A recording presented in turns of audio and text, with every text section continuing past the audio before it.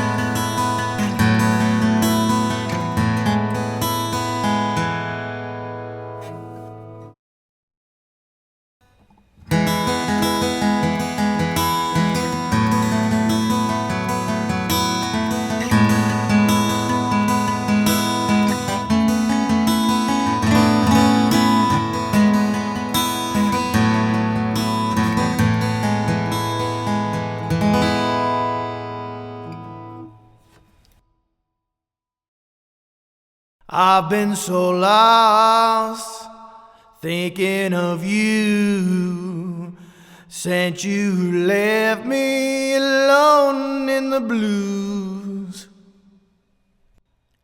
I've been lost, thinking of you, since you left me in the blues. I've been lost, thinking of you, since you left me alone in the blues. So now let's talk about my thoughts on this microphone. The fact that this microphone sells for $399 blows me away. In my opinion, there's not another microphone in that price range that could come close to this one. It's not a clone, it's trying to be its own thing, and it does its own thing very, very well. If I had to pick one mic in that price range, this would be at the top of my list, no question about it. As a matter of fact, this microphone easily competes with microphones 2 times its cost. So if you're in the market where you need an affordable microphone, and maybe you can only afford one microphone in your project studio, this would be the microphone to pick in my opinion. I have quite a few microphones in my mic collection, and I'm proudly leaving this one in that mic collection because it's a great microphone. That's all I can tell you about it. I'm simply telling you like it is. You cannot go wrong with this mic if you're looking for a mic in that price range, okay? So tell me what you think about it in the comments below. Let me know if you like this video or if you don't like this video. Leave that in the comments down below. And of course, subscribe to the channel if you don't mind. But until next time, hope every one of you have a great day. Bye-bye. Let's really talk about some of the can't get it right now. Dang it. I don't know how many times I've shot this freaking intro. Too many. I'm flubbing, man. I'm flubbing all over the freaking place. Dang nabbit. That we're going to listen to here in a second. But first, let's talk about some of the specifics. I can't get specifics out. Why can't I get specifics out? I can say it right now. Specific. But I just can't seem to get it out. Oh, God. It's driving me freaking nuts. Intro take 387.562, whatever. Jenny, don't forget my number. Welcome back. I'm Barry Johnson. This is Studio Talk. Today we're going to be talking about blah, blah, blah. You guys to check out. We're going to get to that in just a minute. But I just can't seem to get to that next thing. I actually got it right. I don't know if I got it right, but I got through it. I didn't say specific. Okay, so next up, we're going to go to the audio examples. But before they do that, who's they? I'm the only guy here right now.